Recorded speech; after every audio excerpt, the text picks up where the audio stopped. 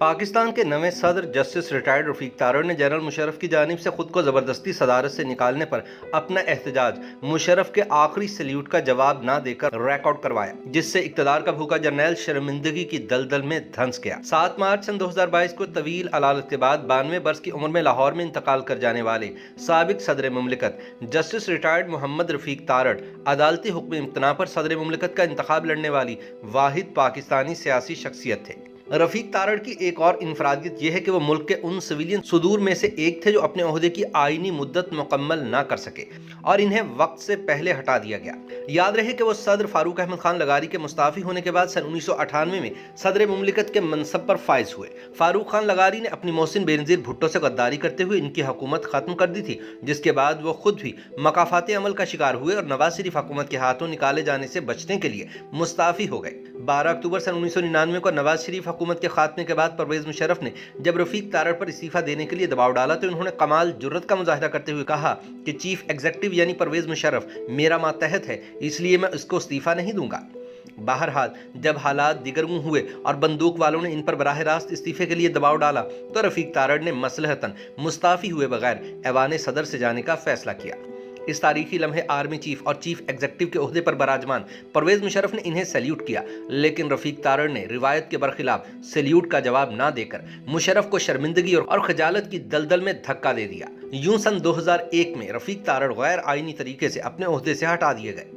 2 نومبر سن 1929 کو پنجاب کے علاقے پیر کوٹ میں پیدا ہونے والے رفیق تارڑ کئی آئینی عہدوں پر فائز رہے اور وکالت سے اپنی زندگی کا آغاز کرتے ہوئے صدر مملکت کے عہدے تک پہنچے۔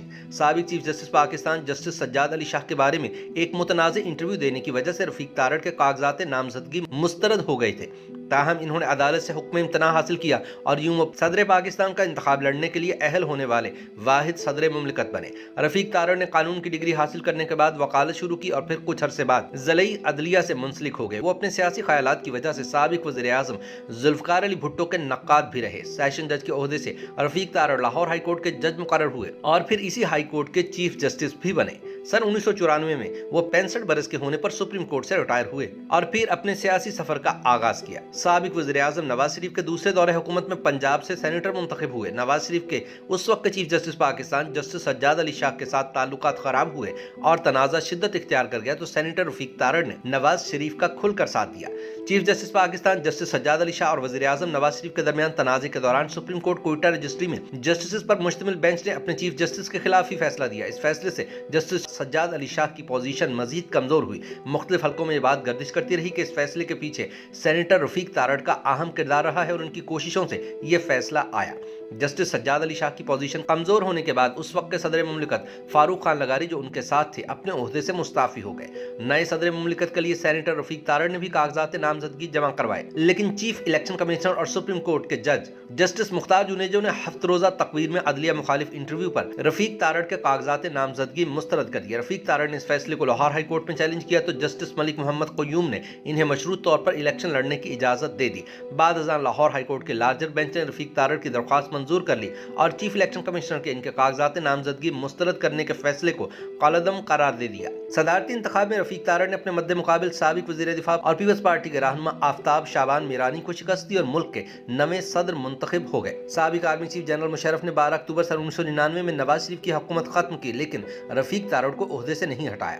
تاہم جب جنرل مشرف بھارتی وزیر اعظم اٹل بہاری واجپئی سے ملاقات کے لیے بھارت جانے لگے تو انہوں نے رفیق تارڑ کو عہدے سے ہٹا کر خود صدر مملکت کا عہدہ سنبھال لیا۔ رفیق تارڑ پاکستان کی سیاسی تاریخ کے واحد باریش صدر مملکت تھے۔ وہ مذہبی خیالات رکھتے تھے لیکن انہیں ہنسی مذاق بھی پسند تھا۔ سینیٹر بننے کے بعد انہوں نے ایک مقامی اردو اخبار میں کالم نگاری بھی کی۔